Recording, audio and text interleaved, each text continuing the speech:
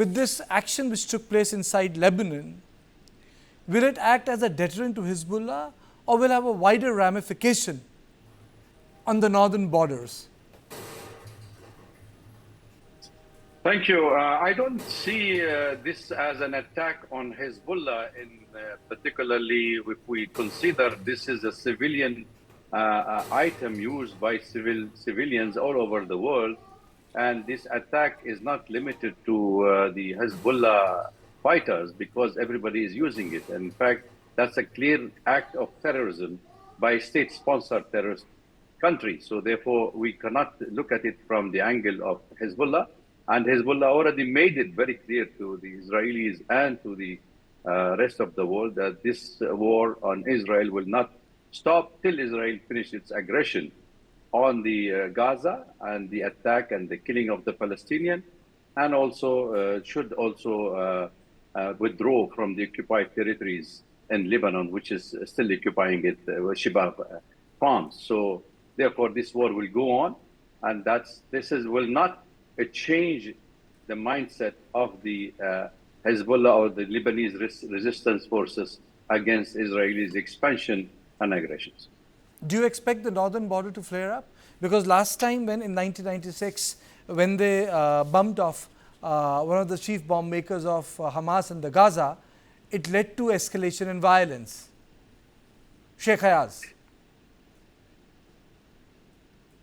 No, see, the problem we are trying to understand here, this war is not escalation, the war is already on.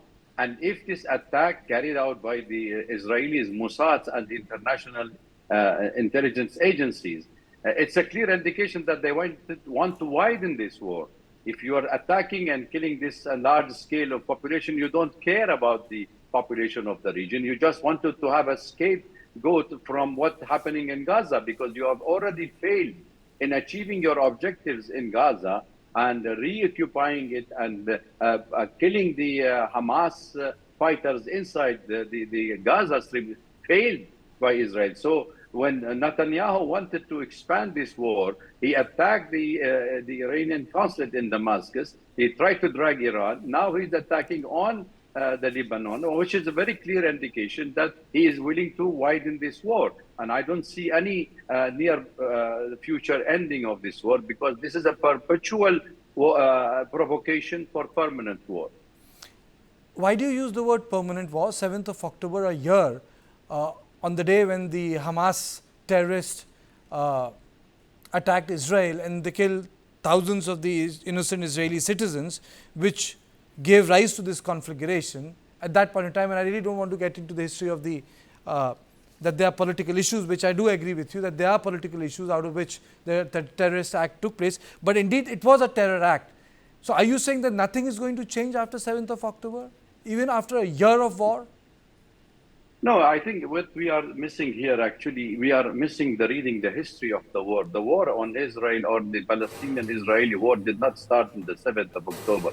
The 7th of October was a culmination of 76 years of Israeli aggression against the Palestinians. The whole world knows this, and you know it also very well. And if Hamas is considered by the United States as a terrorist organization, we do not consider it as a terrorist organization. Everybody look at Hamas as a resistance forces against occupation. So Israel's existence is depending on the existence of Hamas. So as long as Israel exists, Hamas will exist, because Israel is an aggression state, is occupying territories, and they have the legitimate right to fight them. So 75 years of fighting the Israelis have led to this kind of culmination on the attack on Israel. So I don't see really that the Hamas is not Palestine, but Palestine also is not Hamas. Hamas is part of the Palestinian resistance forces. And I think what's happening in Gaza, it's beyond the imagination of any human being that this is a war against Hamas. It is a war against the Palestinians, and you should also focus more on the West Bank and East